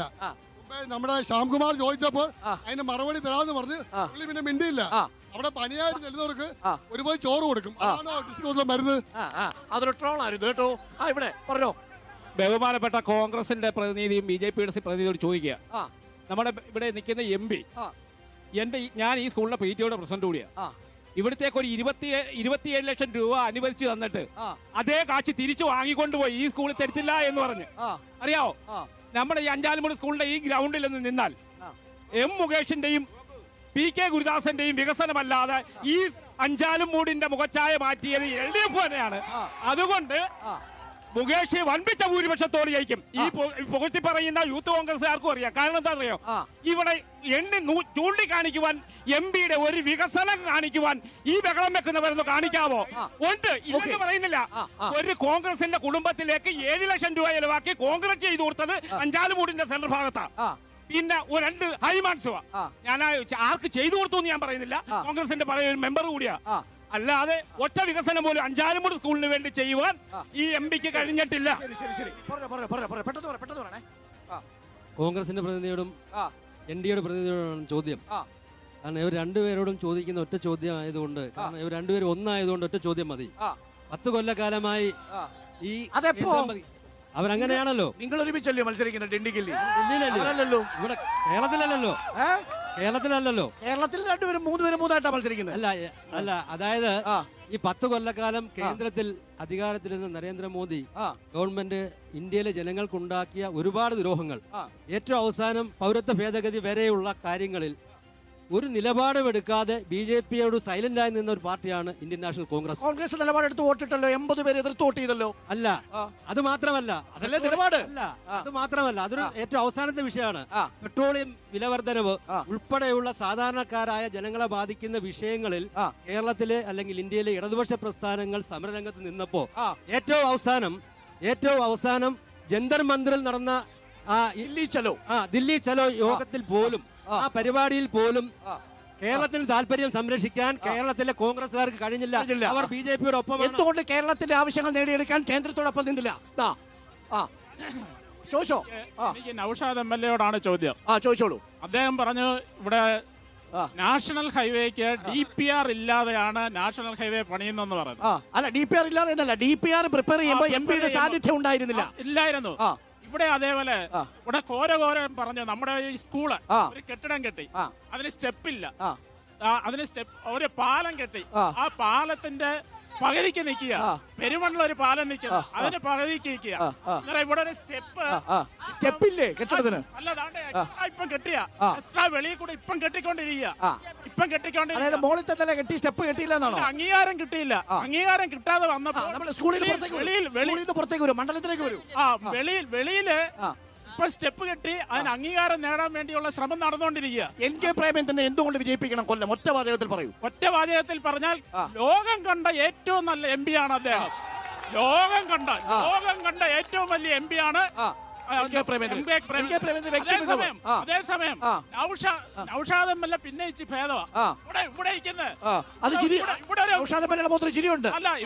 ഒരു MLA ഉണ്ട്, നിയമസഭയിൽ ചെന്നിട്ട് അങ്ങനെ ആംഗ്യം കാണിക്കുമെന്നാ പറയുന്നത്. പാർലമെന്റിൽ എന്റെ ഒരു ചോദ്യത്തിൽ പറഞ്ഞു പോയത് ആംഗ്യം കാണിച്ചാൽ മതി. അവിടെ അദ്ദേഹത്തിന് ഇംഗ്ലീഷ് അറിയാവോ, ഹിന്ദി അറിയാവോ, ഒന്നും അറിഞ്ഞുകൂടാ.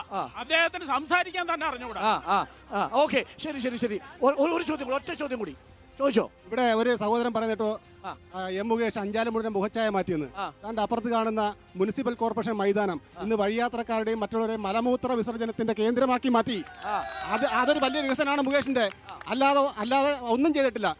അത് കൂടാതെ ടോയ്ലറ്റ് ഇല്ല. അത് കൂടാതെ തന്നെ അഞ്ചാൽമൂടി ടോയ്ലറ്റ് ഇല്ല എന്നാണോ?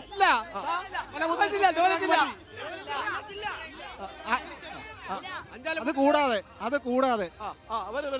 ഇവിടെ കശുവണ്ടിയുടെ ഈറ്റില്ലമാണ് കൊല്ലമെന്നാണ് നമ്മൾ അറിയപ്പെടുന്നത്. പക്ഷെ ആ കശുവണ്ടി എല്ലാം ശരിയാവും, LDF വരും എന്ന മുദ്രാവാക്യമായി പിണറായി വിജയൻ അധികാരത്തിൽ വന്നിട്ട് കശുവണ്ടി തൊഴിലാളികൾക്ക് വേണ്ടി ഒന്നും ചെയ്തിട്ടില്ല. 863 കശുവണ്ടി ഫാക്ടറി ഉണ്ടായിരുന്ന കൊല്ലം ജില്ലയിൽ ഇന്ന് 50-ൽ താഴെ കശുവണ്ടി ഫാക്ടറി മാത്രമേ പ്രവർത്തിക്കുന്നുള്ളൂ. അതിന് M നൗഷാദിന് മറുപടി പറയാൻ പറ്റുമോ? ഓക്കെ, വളരെ പ്രധാനപ്പെട്ട ചോദ്യങ്ങളിൽ നിന്ന് തുടങ്ങാം. M നൗഷാദ്, ഈ ചോദ്യത്തിൽ നിന്ന് താങ്കൾ തുടങ്ങിക്കോളൂ. എന്തുകൊണ്ട് കശുവണ്ടി ഫാക്ടറികൾ 863 മുതൽ 55-ലേക്ക് ഒതുങ്ങി? ആദ്യ ചോദ്യത്തിന്റെ ഉത്തരം. കശുവണ്ടി മേഖല തകർച്ചയിലാണെന്നുള്ളത് ഒരു യാഥാർത്ഥ്യമാണ്. പക്ഷേ തകർച്ചയിലാവുമ്പോ കൈയടിക്കുന്നുണ്ട്.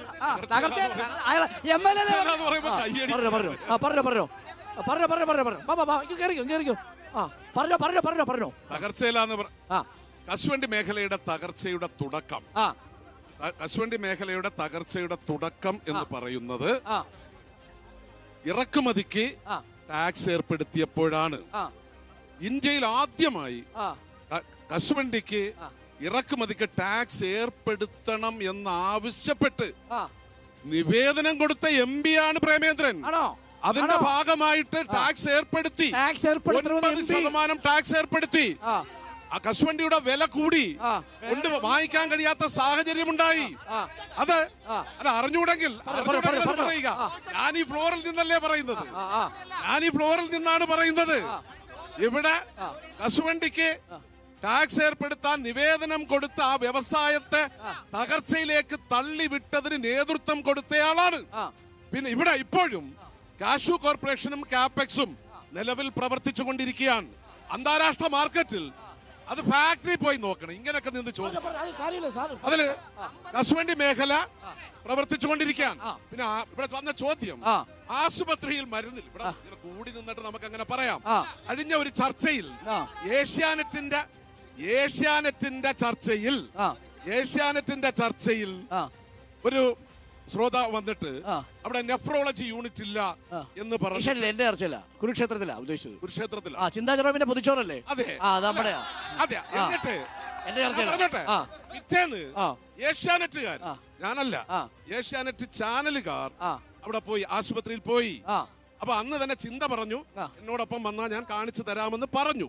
പക്ഷെ ഇദ്ദേഹം പോയില്ല. അവിടെ പിറ്റേന്ന് ഏഷ്യാനെറ്റുകാർ പോയി. അവിടെ നെഫ്രോളജി യൂണിറ്റ് ഉണ്ട്, ഡോക്ടറുണ്ട്. അവിടെ വരുന്ന പേഷ്യൻസിനെല്ലാം എല്ലാ ട്രീറ്റ്മെന്റും ലഭിക്കുന്നുണ്ട് എന്നുള്ളത് നിങ്ങളെ പോലൊരു ചാനലാണ് റിപ്പോർട്ട് ചെയ്തത്, ഞാനല്ല. പക്ഷേ മരുന്ന് ക്ഷാമമുണ്ടല്ലോ കേരളത്തിലെ ആശുപത്രികളിൽ. മരുന്ന് ക്ഷാമം പ്രചരിപ്പിക്കപ്പെടുന്ന മരുന്ന് ക്ഷാമമാണ്. അങ്ങനെ ഒരു ക്ഷാമം നിലവിലില്ല. ജനങ്ങൾക്ക് അങ്ങനെ ഒരു പ്രശ്നമില്ല. ശരി, ചോദ്യകുമാർ ചാമക്കാല, നോക്കൂ, അങ്ങനെ കശുവണ്ടിയുടെ കാര്യമാണെങ്കിലും ആരോഗ്യത്തിന്റെ കാര്യമാണെങ്കിലും സർക്കാരിനെതിരായ വിരുദ്ധ വികാരം ഉണ്ടാവുന്ന തരത്തിലുള്ള ഒരു ക്ഷാമമില്ല എന്നതാണ് നൗഷാദിന്റെ വാദം. അത് ഈ തെരഞ്ഞെടുപ്പിൽ എങ്ങനെ പ്രതിഫലിക്കും? ഞാൻ വീണ്ടും ആവർത്തിക്കുന്നു, ഇവിടെ UDF-നെതിരായി വന്ന ആരോപണങ്ങൾക്ക് മാത്രമേ മറുപടി ഉള്ളൂ. അദ്ദേഹം പറഞ്ഞു കശുവണ്ടിയുടെ ഇറക്കുമതി ചുങ്കം കൂട്ടണമെന്ന് ആവശ്യപ്പെട്ടു എന്നാണ്. പച്ചക്കള്ളം. സംസാരിക്കുന്ന രേഖകൾ പാർലമെന്റിലുണ്ട്. ഞാൻ അദ്ദേഹത്തെ വെല്ലുവിളിക്കുന്നു ആ വിഷയത്തിൽ. ആ വെല്ലുവിളി നമുക്ക് അതെ അതെ ആ വെല്ലുവിളി 5-ാം തീയതി ഞാൻ വികസന രേഖയുമായി അദ്ദേഹത്തെ വീട്ടിൽ പോകുമ്പോൾ താങ്കൾ കൂടി വന്നാൽ നമുക്ക് അവിടെ ചർച്ച ചെയ്യാം. രണ്ടാമത്തേത് ഇവിടെ പറഞ്ഞത് DPR തയ്യാറാക്കിയതിന് ശേഷം മതി ജനപ്രതിനിധികളുടെ ഇടപെടൽ എന്നാണ്. അങ്ങനെയല്ല, DPR തയ്യാറാക്കുമ്പോൾ ജനപ്രതിനിധികളുടെ ഇടപെടൽ വേണ്ടേ? വേണം. അങ്ങനെ ഇടപെട്ടാണ് ഉണ്ടാക്കിയതെങ്കിൽ ഓലയിൽ പാലം പാതി വഴി നിൽക്കുന്ന എന്താണെന്ന് MLA മറുപടി പറയുമോ? സ്വാഭാവികമായിട്ടും മറുപടി പറയണല്ലോ. MLA അലൈൻമെന്റ് ആണോ പാതി വഴി നിൽക്കുന്ന പാലം? MLA അലൈൻമെന്റ് തെറ്റിക്കിടക്കുക. ആ പാലം തെറ്റിക്കിടക്കുക. അതുകൊണ്ടാണല്ലോ ആ പാലം തെറ്റിയത്. അപ്പോ ഇവിടെ പറഞ്ഞെന്താ വികസനത്തെ സംബന്ധിച്ച ഞാന് ഇദ്ദേഹം കുറെ കാര്യങ്ങൾ പറഞ്ഞു. അദ്ദേഹം അവിടെ പിന്നെ ആശ്രമത്തെ ESI ആശുപത്രി കുറിച്ച് പറഞ്ഞു. തൊട്ടപ്പുറത്തെ ആശ്രമത്ത് ഒരു ഗസ്റ്റ് ഹൗസ് ഉണ്ട്. ആ ഗസ്റ്റ് ഹൗസ് ഇപ്പൊ ഭാർഗവി നിലയമായി കിടക്കുക. അവിടെ 108 കോടി രൂപയുടെ വികസനം കൊണ്ടുവരാൻ പോകുന്നു എന്ന് പറഞ്ഞിട്ട് 2020 4 വർഷമായി പൂട്ടിയിട്ടിരിക്കുക. ഒന്ന് രണ്ട് തൊട്ടപ്പുറത്തോട്ട് പോയാൽ KSRTCയുടെ ബസ് സ്റ്റാൻഡ്.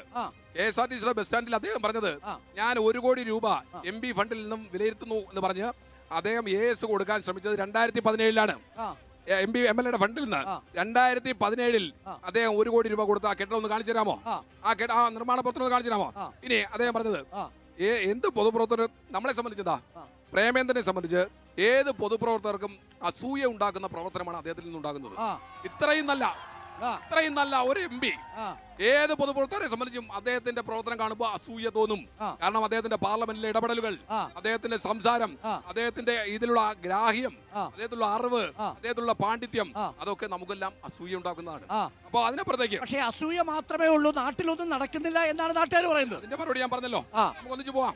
ഒന്നുകൂടെ ഇവിടെ സംസ്ഥാന ഗവൺമെന്റ് സാമ്പത്തിക സ്ഥിതിയുമായി ബന്ധപ്പെട്ട് ഇടപെട്ടില്ലെന്നാണ് അദ്ദേഹം പറഞ്ഞത്. അദ്ദേഹം പറഞ്ഞത് 2 കേട്ടിട്ടുണ്ട്. ഒന്ന് അവർ പറഞ്ഞെന്താ ഞങ്ങൾക്ക് കിട്ടാനുള്ളത് കിട്ടാനുണ്ടെന്നാ. കോടതിയിൽ പോയെന്തിനാ? 14,000 കോടി കടമെടുക്കാൻ വേണ്ടിയാണ്. അപ്പൊ അത് തെറ്റി. രണ്ടാമത്തേത് അദ്ദേഹം പാർലമെന്റിൽ കേരളത്തിലെ സാമ്പത്തിക സ്ഥിതിയെ സംബന്ധിച്ച് സംസാരിച്ചിരുന്നതിന്റെ തെളിവുകൾ ഞാൻ വീണ്ടും താങ്കളുടെ മുമ്പിൽ കേരളത്തിനെതിരായിരുന്നു എന്നതാണ് LDFന്റെ വാദം. അത് അദ്ദേഹത്തിന്റെ വാദമാണ്. സംസാരിച്ചില്ല എന്ന് പറയാൻ കഴിയുമോ? അതൊക്കെ അങ്ങനെയാണെങ്കിൽ കേരളത്തിനെതിരെ സംസാരിച്ചൊരു MP ആണ് നിങ്ങൾ ഈ മണ്ഡലത്തിൽ നിർത്തിയിരിക്കുന്നത്. കേരളത്തിനെതിരെയല്ല, കേരളത്തിലെ സാമ്പത്തിക സ്ഥിതി സംബന്ധിച്ച് വിരുദ്ധങ്ങളായ അഭിപ്രായം കേന്ദ്ര സർക്കാരിൽ നിന്നും സംസ്ഥാന സർക്കാരിൽ നിന്നും ഉണ്ടാകുന്നു. അതിനെ സംബന്ധിച്ച് ക്ലാരിറ്റി ഉണ്ടാകണം എന്നൊരു MP. ഒറ്റ ചോദ്യമുള്ളൂ, കർണാടകയിൽ നിന്ന് നിങ്ങൾ സമരം ചെയ്തല്ലോ ഡൽഹിയിൽ, എന്തുകൊണ്ടാണ് കേരളത്തിലെ ഈ MP അടക്കം നിങ്ങൾ പോയി ദില്ലി ചെലവിൽ പങ്കെടുക്കാഞ്ഞത്? ഒറ്റ കാര്യം, കേരളത്തിൽ കേന്ദ്രത്തിൽ നിന്ന് 1 രൂപയെങ്കിലും ഇനി കിട്ടാനുണ്ടെന്ന് അവർ പറയുന്നുണ്ടോ? അവരെന്താ കോടതിയിൽ ആവശ്യപ്പെട്ടത്? അത് കോടതി തീരുമാനിക്കട്ടെ. കടമെടുക്കാനുള്ള അവകാശം. പക്ഷെ അതിൽ നിങ്ങൾക്ക് ഒരു അഭിപ്രായമില്ലേ? ഞങ്ങളെ സംബന്ധിച്ച് നോക്കൂ ജ്യോതികുമാർ, ഭരണഘടനാ വിഷയമാണ്, രാഷ്ട്രീയമാണ്. നിങ്ങൾ ഈ മോദി സർക്കാർ ചെയ്യുന്നതിന് എല്ലാത്തിനും സിന്ദാബാദ് വിളിക്കുന്നത് എന്തിനാണെന്നാണ് LDF ചോദിക്കുന്നത്. കൃത്യമായോട് പറയാം. ഇവിടെ കടമെടുപ്പ് പരിധി അത് നമ്മുടെ ഭരണഘടന അനുവദിച്ച് നൽകിയിട്ടുള്ള കടമെടുപ്പിന്റെ പരിധിയുണ്ട്. ആ പരിധി ലംഘിക്കണമെങ്കിൽ ആ പരിധി എന്ന് പറഞ്ഞാൽ 3%. GSDPയുടെ 3% തർക്കമല്ലോ. ആ 3% അപ്പുറത്തേക്ക് പോകണമെങ്കിൽ നിലവിലെ നിയമം അനുസരിച്ച് സാധ്യമല്ല. അപ്പൊ അത് കൂട്ടിത്തരണമെന്ന് പറഞ്ഞു. പക്ഷേ സാർ, ഇത് കേന്ദ്രത്തിന് ബാധകമല്ല എന്നത് നിങ്ങൾ എന്തുകൊണ്ട് പറയുന്നില്ല? 205 ലക്ഷം കോടിയാണ് വിദ്യാഭ്യാസമുള്ള ഒരു ഡോക്ടറേറ്റ് കിട്ടിയ താങ്കൾ ഒരു സംസ്ഥാനത്തിന് സാമ്പത്തിക പ്രതിസന്ധി ഉണ്ടായാൽ ആ സംസ്ഥാനത്തിന്റെ ബെയിലൗട്ട് ചെയ്യേണ്ടത് ആരാണ്? ആരാ ബെയിലൗട്ട് ചെയ്യേണ്ടത്? BJPയുടെ വാദമാണ്. ഇത് BJPയുടെ വാദം. ഇത് ഫിസ്ക്കൽ ഫെഡറലിസത്തിന്റെ നാടാണ്. നോക്കൂ, കേന്ദ്രത്തിന്റെ കടം 205 ലക്ഷം കോടി. GDPയുടെ എത്ര ശതമാനമാണ്? താങ്കൾ GSDPയുടെ എത്ര ശതമാനമാണ്? താങ്കൾ അത് തെറ്റിദ്ധരിപ്പിക്കുകയാണ്. താങ്കൾ പറയൂ, 205 ലക്ഷം കോടിയാണ് കേന്ദ്രത്തിന്റെ കടം. തിരിച്ചാ ചോദിക്കട്ടെ. 2016 മെയ് മാസം 25-ാം തീയതി പിണറായി വിജയൻ സർക്കാർ അധികാരത്തിലെത്തുമ്പോ 1,20,20,000 കോടിയായിരുന്നു. 1957 മുതൽ എത്ര കോടി? 76,000 കോടിയായിരുന്നു. അവിടെ 1 ലക്ഷത്തിലേക്ക് പോയത്. 57 മുതൽ 2016 വരെ ഞാൻ പറഞ്ഞു. ഇപ്പൊ 2016 മുതൽ 2027 ആയപ്പോ 4 ലക്ഷം കോടിയായി. അതിനപ്പുറത്തേക്കാണ് അപ്പോ ധാരാളിത്തം, ഇവിടുത്തെ പിടിപ്പുകേട്, സാമ്പത്തികത്തിൽ സുതാര്യമില്ലായ്മ. അതാണ് ചോദ്യം. നിങ്ങൾ സംസാരിക്കുന്നത് BJPയുടെ ടോൺ ആണോ എന്ന് LDF ആവർത്തിക്കുന്നതാണ്. അങ്ങനെ വി മുരളീധരൻ സംസാരിക്കുന്ന പോലാണോ ജ്യോതികുമാറും NK പ്രേമേന്ദ്രനും സംസാരിക്കേണ്ടതാണ് ചോദ്യം. രാഷ്ട്രീയ ചോദ്യമാണ്. കൃത്യം മറുപടി. അങ്ങനെ വസ്തുതകളുടെ അടിസ്ഥാനത്തിൽ, തെളിവുകളുടെ അടിസ്ഥാനത്തിൽ, നിയമത്തിന്റെ അടിസ്ഥാനത്തിൽ പറയുമ്പോ ഞങ്ങളെ BJPക്കാരാകുമെങ്കിൽ അത് 8 മടക്കാൻ കൈ വെച്ചിരുന്നാൽ മതി. ഞങ്ങൾ ഈ രാജ്യത്ത് നിലവിലുള്ള നമ്മളായിട്ട് ജ്യോതികുമാർ ഒരു കോൺഗ്രസ് BJP ആക്കേണ്ടതില്ലല്ലോ. അതില്ല. പക്ഷെ രാജേന്ദ്രനെ വീട്ടിൽ പൂട്ടിയിടണം.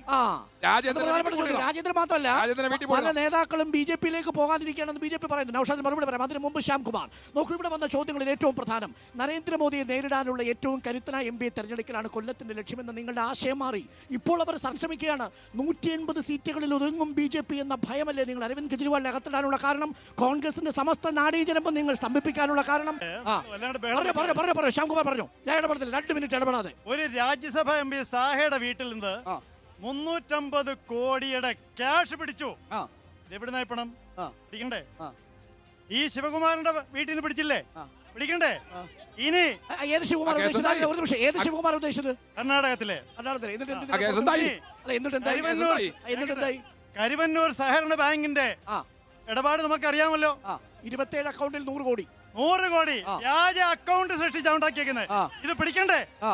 ഇത് പിടിച്ചാൽ ED ഭയം കൊണ്ട് ഓടുന്നവരെ നമുക്ക് എന്ത് ചെയ്യാൻ സാധിക്കും? ഉപ്പ് തിന്നവൻ വെള്ളം കുടിച്ചേ മതിയാകൂ.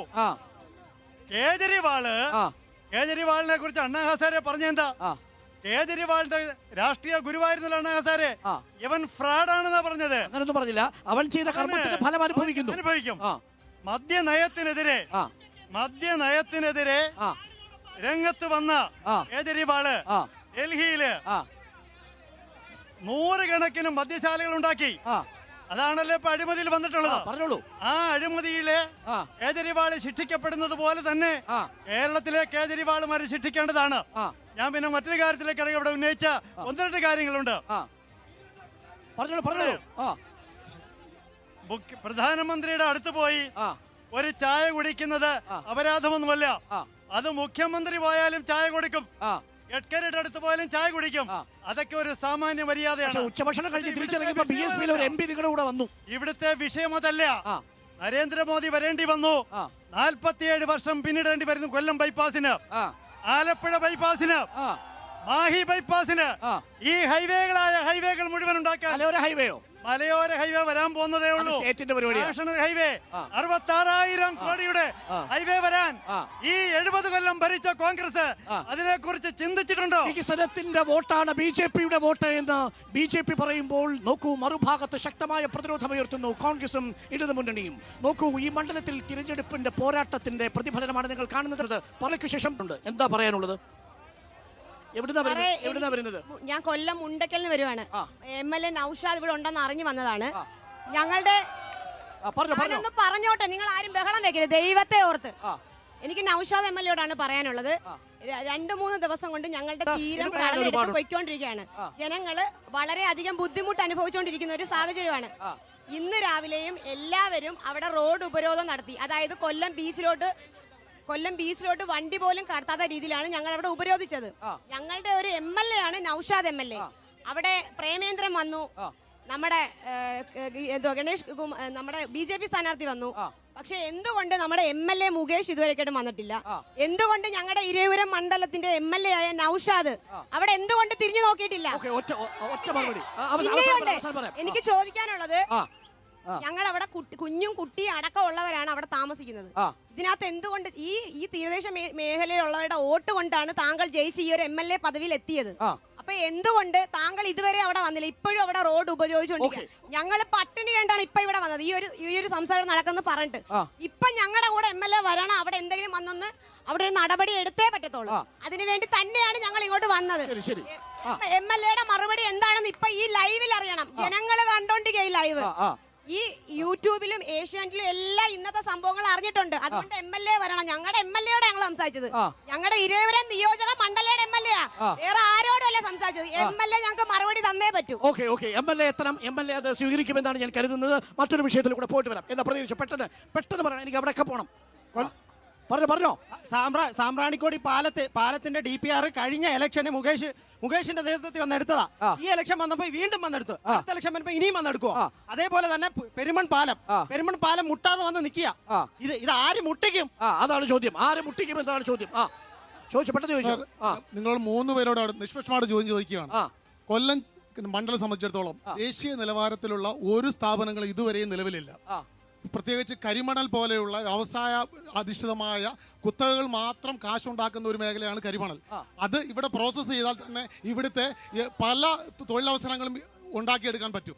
തീർച്ചയായും ഒരു ചോദ്യം മാത്രമേ ഉള്ളൂ, നിങ്ങളുടെ പ്രതിനിധികൾ ജയിച്ചാൽ കൊല്ലത്തിന് എന്ത് പ്രത്യേക പാക്കേജ് ആണ് നിങ്ങൾ വാഗ്ദാനം ചെയ്യുന്നത്? വളരെ പ്രധാനപ്പെട്ട ചോദ്യം. നിങ്ങൾ എന്ത് ചോദിച്ചാണ് വോട്ട് ചെയ്തത്? കെട്ടിട നികുതി, ഭൂനികുതി, രജിസ്ട്രേഷൻ ഫീസ്, കറണ്ട് ബില്ല്, വെള്ളക്കരം. വെള്ളത്തിന് കരമില്ല, ഒഴിവാക്കി. പറഞ്ഞോ. പെട്രോളിന് 2 രൂപ സെക്സ്, പെട്രോളിന് 2 രൂപ സെക്സ്. പോലീസ് സ്റ്റേഷനിൽ പോയി പരാതി കൊടുക്കാൻ പോയ FIR-ന് അവിടെയും 50 രൂപ കൂട്ടിയ ഈ LDF സർക്കാർ ജനങ്ങളുടെ അടുത്ത് എന്ത് ചോദിച്ചോട്ടെയും. പിന്നെ സുരേന്ദ്രൻ താമരയിലോട്ടെയും, യെച്ചൂരി കോൺഗ്രസിലോട്ടെയും ഡൽഹിയിൽ. എനിക്ക് ചോദിക്കാനുള്ളത് UDF-ന്റെയും LDF-ന്റെയും പ്രതികളോടാണ്. ഞങ്ങൾക്ക് പറയാൻ, ഞങ്ങൾക്ക് ഒരു MLA ഉണ്ട്, MP ഉണ്ട്. ഇതിനകത്ത് കാക്കക്കുയിലിനകത്ത് മുകേഷ് പറയുന്നതിന്റെ കൂടെ ഇടിയവെട്ടേനെ പാമ്പ് കടിച്ചു. അതാണ് സ്ഥിതി. MLA MP ഒരു കാര്യം, നിങ്ങളുടെ രണ്ടുപേരുടെയും പ്രധാനമന്ത്രി സ്ഥാനാർത്ഥി, നിങ്ങൾ രണ്ടുപേരും പോകുന്ന രാഹുൽ ഗാന്ധിയെ പ്രധാനമന്ത്രിയാക്കാനായിട്ടാണ്. ഇനി 40 സീറ്റിൽ വേണ്ടി മത്സരിക്കുന്ന കോൺഗ്രസിന് വേണ്ടി എന്ത് വോട്ട് ചെയ്യണം? 4 സീറ്റിൽ ഒതുക്കി ഓട്ടോറിക്ഷ പോകുന്ന ഇടതുപക്ഷത്തിന് എന്ത് വോട്ട് ചെയ്യണം? 400 സീറ്റിലേക്ക് ഒതുക്കുന്ന BJP-യോടൊപ്പമാണ് ജനങ്ങൾ.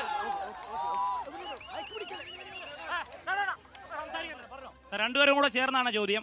ഈ കിടന്ന് കൂവുന്ന കോൺഗ്രസ് എന്ന് വിളിക്കാൻ എനിക്കൊരു പേടിയുണ്ട്. കാരണം കാലത്ത് BJP ആണോ എന്ന് സംശയമുണ്ട്.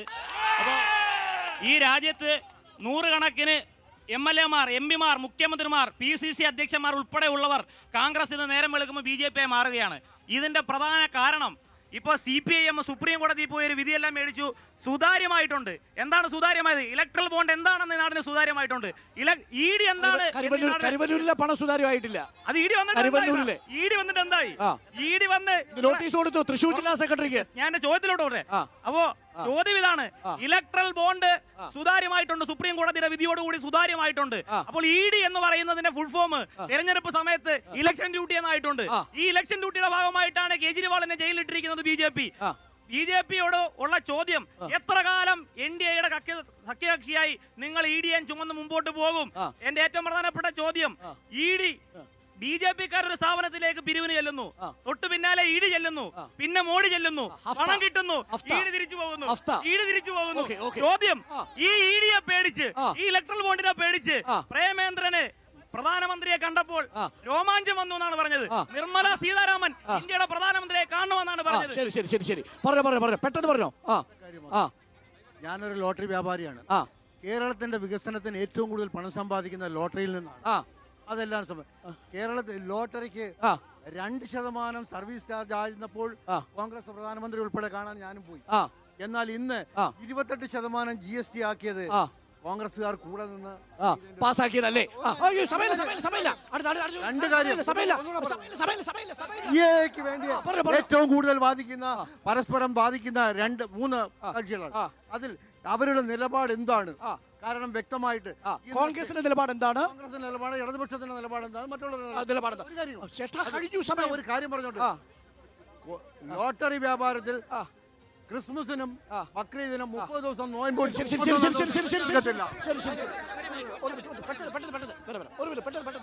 ഹലോ, ഞാൻ ഇവിടെ നിൽക്കുന്ന എല്ലാവർക്കും വേണ്ടി ഒരു കാര്യം പറയാണ്. നമ്മുടെ രാജ്യത്ത് 140 കോടി ജനങ്ങളുണ്ടെന്നാണ് നമ്മുടെ കണക്ക്. ആ 140 കോടി ജനങ്ങളുടെ വിയർപ്പിന്റെ തുള്ളിയാണ് നമ്മുടെ പാർലമെന്റ് മന്ദിരം. ആ പാർലമെന്റ് മന്ദിരത്തിന്റെ ഉദ്ഘാടനത്തിന് ആരാ വരേണ്ടത്? ഇന്ത്യൻ പ്രസിഡന്റാണ് വരട്ടെ. അവിടെ മണിയടിച്ച സ്വാമിമാരെ കൊണ്ട് ചൂനം കുത്തി. അത് നാണക്കേടായി, രാജ്യത്തിന് നാണക്കേടായി. ഇനി ഇത് ആവർത്തിക്കരുത് എന്നാണ്. ഒറ്റ ചോദ്യം ലാസ്റ്റ്. ഇവിടെ പ്രധാനപ്പെട്ട ഒരു ചോദ്യം, മോഡിയുടെ ഗ്യാരണ്ടി, പിണറായി ഗ്യാരണ്ടി കൊടുത്തു. മോഡി പറഞ്ഞ് പെട്രോളിന് 50 രൂപയാക്കും, ഗ്യാസിന് 400 ആക്കും, 15 ലക്ഷം രൂപ അക്കൗണ്ടിൽ വരും എന്ന് പറഞ്ഞ് ഇവിടെ എല്ലാ പാവപ്പെട്ടവരെ കൊണ്ട് അക്കൗണ്ട് എടുപ്പിച്ചു. അതാണ് പിണറായി വിജയൻ 13 സാധനങ്ങൾക്ക് വില കൂട്ടത്തില്ലെന്ന് പറഞ്ഞു. അതിന് കൂട്ടി. ബാക്കിയുള്ള സാധനങ്ങൾക്ക് 50% വില കൂട്ടി. അതോടൊപ്പം തന്നെ കേരളത്തിൽ നടക്കുന്ന അക്രമങ്ങളും അനീതികളും പിടിച്ചുപറികളും നിയന്ത്രിക്കാൻ കഴിയാതെ ആഭ്യന്തരമന്ത്രി പരാജയപ്പെട്ടു. ഇവിടെ സിദ്ധാർത്ഥന്മാർ ഉണ്ടായിക്കൊണ്ടിരിക്കുന്നു.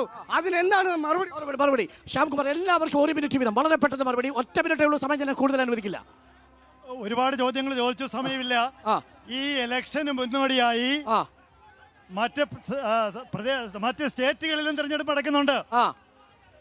അരുണാചൽ പ്രദേശിലും മുഖ്യമന്ത്രി പ്രേമ ഖണ്ഡു അടക്കം 10 MLA-മാർ എതിരില്ലാതെ തെരഞ്ഞെടുക്കപ്പെട്ട വാർത്ത ഞാൻ നിങ്ങളെ അറിയിക്കുക.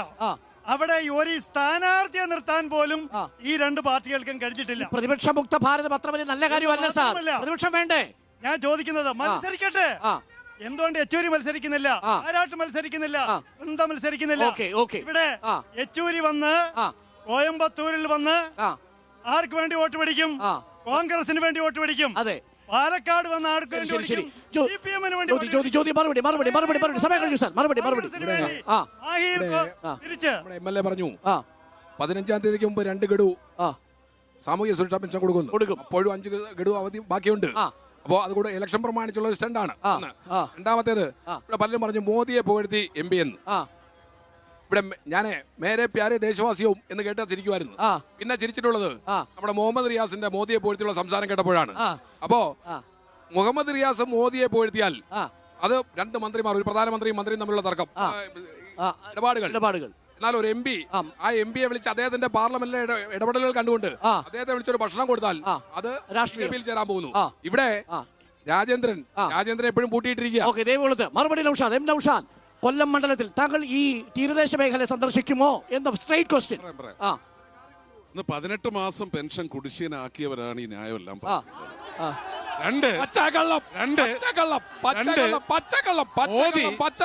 BJP സംഘപരിവാർ സംഘടന ആണോ അല്ലയോ പ്രേമേന്ദ്രൻ പറയണം. ഈ ചോദ്യത്തിന് കേക്കൂ. ആ ചോദ്യത്തിന് മറുപടി പറയൂ. ഇനി ഈ ചോദ്യത്തിനാണ് മറുപടി കേക്കൂ. പറഞ്ഞോളൂ. ഒരു നിമിഷം സൈഡിലേക്ക്. തീരദേശത്ത് കടലെടുക്കുക എന്നുള്ളതൊരു സ്ഥിരം സംവിധാനമായിരുന്നു. അതില് 1-ാം ഘട്ടം എന്നുള്ള തരത്തിൽ നമ്മൾ 23 കോടി രൂപ ചെലവഴിച്ച് അങ്ങ് താന്നി മുതൽ ഇവരുടെ സ്ഥലം വരെയുള്ള സ്ഥലത്ത് പുലിമുട്ട് പണിതു. ഇപ്പൊ സ്വാഭാവികമായിട്ടും ആ പ്രദേശത്ത് ഒഴിവായി. പക്ഷെ ഇങ്ങോട്ടേക്ക് തള്ളല് വന്നു. ഇവർക്ക് ബുദ്ധിമുട്ടുണ്ട് എന്നുള്ളതൊരു യാഥാർത്ഥ്യമാണ്. അത് പരിഹരിക്കാൻ ഇവര് പറയുന്നത് ചെന്നില്ലേ, ഞാൻ പറഞ്ഞല്ലോ പ്രവൃത്തിയാണല്ലോ പ്രധാനം. അവിടെ പരിഹാരം അവിടെ കൂടി പുലിമുട്ടിടുക എന്നുള്ളതാണ്. അതിനു വേണ്ടി ഇപ്പൊ വേണമെങ്കിൽ നമ്മളിപ്പോ ലൈവ് നിൽക്കുകയല്ലേ, ഔദ്യോഗികമായി ബോധ്യപ്പെടുത്താൻ ബന്ധപ്പെട്ട ആളിനെ ഇപ്പൊ വേണമെങ്കിൽ സ്പീക്കറിൽ ഇട്ട് ഞാൻ കേൾപ്പിച്ചു തരാം. 2 നടപടി ഇന്നുണ്ടാവും.